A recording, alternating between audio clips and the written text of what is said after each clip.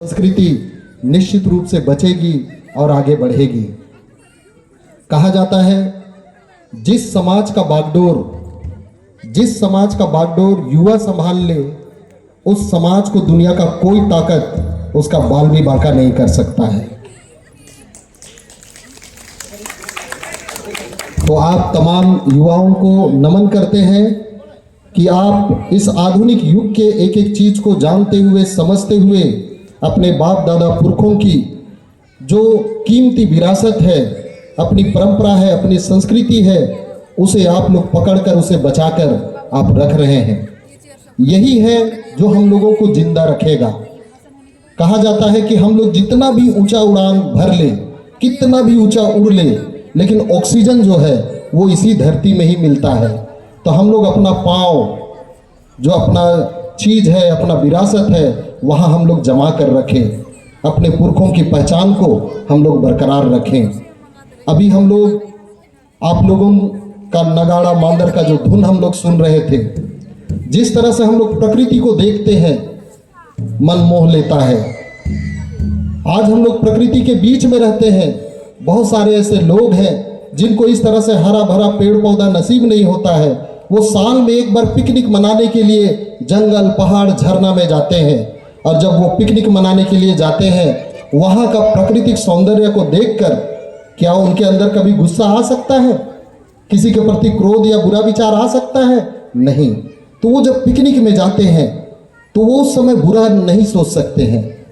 वहाँ का झरना को देख के, वहाँ का पहाड़ को, वहाँ का पेड़ को देख के वो कितना भी परेशानी में रहे होंगे, सब परेशानी वहाँ आके दूर हो जाता है। तो हम आदिवासी समाज के लोग, हम लोग तो रात दिन इसी पहाड़ के बीच में रहते हैं, इसी झरनों के बीच में रहते हैं। इसीलिए हमारा सोच विचार जो है इस प्रकृति की तरह सुंदर और बहुत ही निर्मल और पवित्र होता है। तो आज अभी हम लोग अपना नगाड़ा मांदर जो हम लोग बजा रहे थे, शहर में आप डीजे सुनिएगा, जो बीमार आदमी है शायद मर जाए, लेकिन हम लोग अभी ढोल नगाड़ा मांदर सुन रहे थे। नहीं लग रहा था कि ढोल नगाड़ा मांदर बज रहा है, लग रहा था कि ये पेड़ गा रहा है, लग रहा था कि ये पौधा गा रहा है। आँख से भी देखने में सुंदर लग रहा था, कान से भी सुनने में अच्छा लग रहा था। तो इतना सुंदर चीज आज दुनिया भूलते जा रहा है।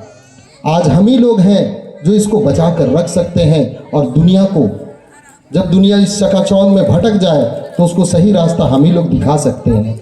इसलिए अपने को बचाना, अपने चीज़ों को बचाना बहुत ज़रूरी है। आज हमारे दादा मथुरा कंडेर जी आज इस सरना धर्म को बचाने के लिए, अपने पुरखों की विरासत को बचाने के लिए लगातार लगे रहते हैं। सरना धर्म स्वतो समिति के तमाम युवागण आज हर विकट परिस्थिति में भी आज अपने समाज को खड़ा करने के लिए, एक सुंदर विचार देने के लिए हमेशा तत्पर रहते हैं। कल तक हम रांची में जाते, लोहरदगा जाते, गुमला जाते, बोकारो जाते, धनबाद जाते, शायद अलग अलग दिखते, रंग बिरंगा कपड़ों में दिखते, लेकिन आज पूरा आदिवासी समाज, चाहे खूंटी हो, रांची हो, झारखंड हो, उड़ीसा हो, छत्तीसगढ़ हो, बंगाल हो, बिहार हो, यूपी हो, अरुणाचल हो, नेपाल हो, आज सारे जगह हमारा समाज एक यूनिफॉर्म में दिख रहा है। इस तरह का लाल पाड़ साड़ी, एक ड्रेस में हम लोग दिख पा रहे हैं। अलग अलग ड्रेस में होते तो शायद लगता कि शायद उनका विचार अलग है, दूसरे ड्रेस में देखते लगता शायद उनका विचार अलग है, लेकिन एक यूनिफॉर्म में है, देखने से ही पता चलता है सभी एक विचारधारा के लोग हैं, एक माँ बाप के लोग हैं, इस तरह का। तो आज झारखंड में कई तरह का आंदोलन हम लोगों को देखने को मिल रहा है।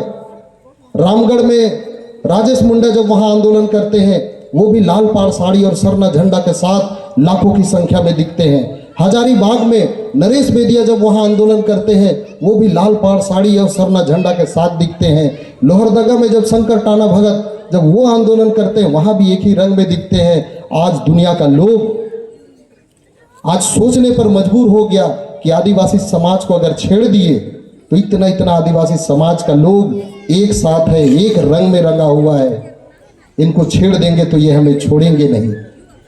तो आज इस तरह की एकरूपता हर जगह ज़रूरत है।